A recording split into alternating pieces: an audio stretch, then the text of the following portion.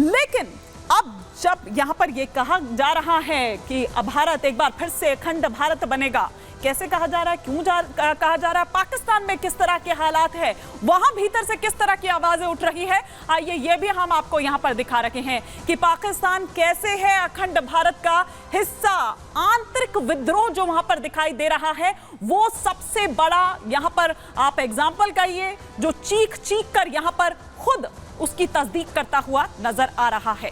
दूसरे नंबर पर जिस तरह की अराजकता वहां पर नजर आ रही है, दूसरे नंबर पर वो आता है। तीसरे नंबर पर क्या है, जिस तरह की राजनीतिक अस्थिरता जो है वो देखी हुई। आप देखिए कि सड़कों पर लोग यहां पर उतरे हुए हैं, किस तरह से पूर्व पीएम जो है मौजूदा पीएम को किस तरह से कह रहे हो, और उस मौजूदा पीएम के लिए, उस सरकार के लिए लोगों में भी किस तरह का जो गुस्सा है वो देखने को मिल रहा है। कर्ज से किस तरह की बदहाली है ये भी आप देख रहे हैं कि पाकिस्तान कटोरा लेकर, और तब भी उसकी हालत आप देखिए कि क्या यहां पर है। आंतरिक हालात जो हैं वो बहुत अच्छे नहीं हैं, ये वो वजह यहां पर जो दिखाई देती हैं, इसीलिए ये कहा जा रहा है। तो ये वो तमाम जो कारण हम यहां पर आपको दिखा रहे थे, आपको बता रहे थे। लेकिन आइए, सिर्फ बात पाकिस्तान की ही नहीं बल्कि ये गुस्सा जो है वो बांग्लादेश में जिस तरह से हिंदुओं पर अत्याचार हो रहा है उसे लेकर भी मुख्यमंत्री योगी आदित्यनाथ का गुस्सा दिखाई दिया। और उन लोगों को चेता रहे थे जो लोग अब तक सो रखे हैं, जो लोग अपने मुंह सिले बैठे हुए हैं, उनको जगा रहे थे कि मुंह खोलिए, कुछ बोलिए। अब क्यों नहीं आप बोल रहे, अब क्यों आप चुप हैं। बांग्लादेश में हिंदुओं से हिंसा पर किस तरह से कांग्रेस को घेरा, किस तरह से कांग्रेस को लपेटा मुख्यमंत्री योगी आदित्यनाथ ने, आइए सिलसिलेवार तरीके से अब आपको वो बताते हैं कि बांग्लादेश में हिंदुओं से हिंसा पर किस तरह भड़के योगी। विभाजन विभीषिका दिवस पर बोले मुख्यमंत्री योगी कि दुनिया देख रही है बांग्लादेश में क्या हो रहा है, हिंदुओं पर हमले को लेकर ये कुछ नहीं बोल रहा। मतलब दुनिया देख रही है, यूएन तक रिएक्ट कर जाता है, लेकिन यहां हमारे घर के भीतर जो बैठे कुछ हैं हमारे ऐसे सियासतदान, राजनीतिक दल, वो कुछ नहीं कह रहे हैं। वो गाजा पर तो बोलेंगे लेकिन यहां बांग्लादेश पर नहीं बोलेंगे। विभाजन किसी के भी हित में नहीं होता है, मुख्यमंत्री ने यह कहा आज जब विभाजन स्मृति दिवस पर उन स्मृतियों को याद कर रहे थे। और उन्होंने ये कहा कि जाति के नाम पर अब देश को बांटने की जो कोशिश है वो हो रही है। पहले किस तरह से बटा और अब जातियों के नाम पर उस आधार पर बांटने की कोशिश हो रही है। भारत में है कुछ लोग जिनके मुंह सीले हुए हैं। विपक्ष को सिर्फ और सिर्फ वोट बैंक की चिंता है। विपक्ष की बांटो और राज करो की नीति शुरू से रही है और अभी भी वो कैरी ऑन है, वो उसी मोड में है। कांग्रेस ने आतंकवाद, अलगाववाद को बढ़ावा दिया, ये मुख्यमंत्री योगी आदित्यनाथ ने कहा। कांग्रेस के पाप कभी माफ नहीं होंगे। बांग्लादेश में हिंदुओं की जान खतरे में है। मजहबी उन्माद से देश को बचाना है और हमें तैयार रहना होगा, गलतियों से बचना होगा। जो पूर्व में गलती हो चुकी है वो दोहरानी नहीं होगी, क्योंकि किस तरह से उसका जो खामियाजा है भुगतना पड़ा है और उसकी कीमत जो है वो देश के जो लोग हैं उनको चुकानी पड़ती है।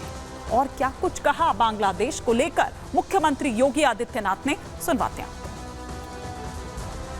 1.5 करोड़ हिंदू किस तरीके से बांग्लादेश के अंदर आज चिल्ला चिल्ला करके अपने आप को, अपनी अस्मिता को बचाने के लिए गुहार लगा रहे हैं, और दुनिया के मुंह सिले हुए कथित सेकुलरिस्ट भारत के अंदर भी इनके मुंह सिले हुए, एक भी शब्द इनका नहीं निकल रहा है।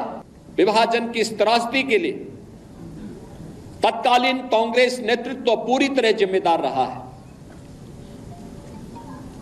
कांग्रेस विभाजन की इस त्रासदी के लिए और समय समय पर देश के साथ हुए इस धोखे के लिए कभी देश की जनता से माफी नहीं मांगेगी, क्योंकि उनका चरित्र कभी भी इस प्रकार का नहीं रहा। कांग्रेस का वास्तविक चरित्र अधिनायकवादी रहा है। और देश के अंदर जब भी उसको अवसर मिला उसने लोकतंत्र के गले को घोंटने का प्रयास किया। 1975 इसका उदाहरण है। जब भी कहीं पर नागरिकों ने अपने अधिकारों की बात की उसने आपस में लड़ाने का काम किया। देश के अंदर भाषाई विवाद, देश के अंदर क्षेत्रीय विवाद, देश के अंदर सनातन राष्ट्र में हिंदू और सिखों को आपस में लड़ाने का कार्य, ऐसे तमाम ऐसे पाप हैं इनके जिन पापों की कभी माफी नहीं दी जा सकती है। इन बातों की कभी माफी नहीं दी जा सकती है, चाहे वो पूर्व में पाकिस्तान को लेकर उन्होंने यहां पर कही हो बात, या फिर बांग्लादेश में जिस तरह के हालात बने हुए हैं, हिंदुओं पर अत्याचार हो रहा है, उन्हें अटैक किया जा रहा है, उसको लेकर ही क्यों ना हो। ये देखिए, ये तस्वीरें हम आपको दिखा रहे हैं कि किस तरह से बांग्लादेश में हिंदुओं को अटैक कर करके आप देखिए चुन चुन कर उनको मारा जा रहा था, उनके घर जला दिए गए थे। लड़कियों का यहां आप देखिए, महिलाएं अपनी अस्मत बचाने के लिए वहां पर रो रही थी, गिड़गिड़ा रही थी, लेकिन उनकी सुनने वाले वो सामने जो उपद्रवी थे, जो दंगाई थे, वो कतई नहीं थे। उनको उनके रोने से, चीखने से, चिल्लाने से कोई फर्क नहीं पड़ रहा था। ये देखिए किस तरह से जब वो रात में अपने घरों में सोए हुए हैं, अपने परिवार के साथ हैं, वो खुद भी खौफ में हैं, वो डरे हुए हैं, तो इस बीच उनके घरों पर पहुंच जाते हैं, उनके घरों के भीतर पहुंच जाते हैं ये दंगाई, उनको उन्हीं के घरों से बाहर निकाल देते हैं और उनके घर को कर देते हैं आग के हवाले। ना केवल इतना, बल्कि जो उनके मंदिर हैं, आस्था के केंद्र हैं, उनको भी जला दिया जाता है, उनकी दुकानें तोड़ दी जाती है, किस तरह से लूटपाट की जाती है, ये हम आपको दिखा रहे थे। तो ये तो बात हुई कि किस तरह से मुख्यमंत्री योगी आदित्यनाथ ने पाकिस्तान और बांग्लादेश को लेकर कहा, लेकिन अब आइए बढ़ते हैं अपने अगले सेगमेंट की तरफ और बात करते हैं आखिर कौन मिटा रहा है दरिंदगी के ये सबूत। बात करते हैं बंगाल की।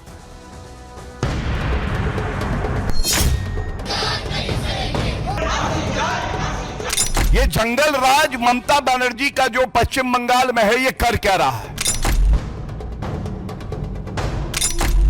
ममता बनर्जी किसको बचाने की साजिश रच रही थी?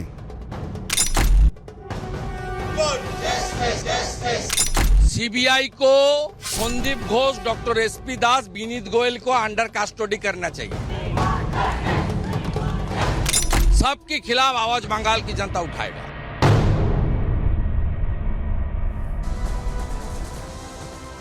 तो कौन मिटा रहा है दरिंदगी के सबूत, ये हम क्यों कह रहे हैं? क्योंकि जिस जगह पर यह घटना हुई, या उस आरजी कर मेडिकल अस्पताल की अगर हम बात करें, तो देखिए जो वहां पर चेस्ट डिपार्टमेंट है, या वो जो सेमिनार हॉल है, वहां पर किस तरह से तोड़फोड़ की जा रही है। कहा जा रहा है कंस्ट्रक्शन वहां पर की जा रही है, कुछ शायद दिक्कत थी, उसको लेकर ठीक करने की बात यहां पर हो रही है। ये वही जगह है जहां पर उस दरिंदगी को अंजाम दिया गया था। आखिर कौन मिटाने की कोशिश कर रहा है? और वहां देखिए ये दो पुलिस वाले जो हैं, वो आपको यहां पर नजर आ जाएंगे, इन्हीं के सामने, मतलब वहां पर वो सबूत हैं। क्या पुलिस को यह जानकारी नहीं है, या पुलिस को जानकारी तो है, तभी तो वहां पर बैठे हुए हैं, वो वहां की तीमारदारी कर रहे हैं कि जितने भी सबूत हैं वो नष्ट कर दिए जाए। आखिर किससे पूछ के ये जो तोड़फोड़ वहां पर की जा रही है, या कंस्ट्रक्शन जिसको नाम दिया जा रहा है कि वहां कुछ ठीक किया जा रहा है, कुछ बदलाव किया जा रहा है, आखिर किससे पूछकर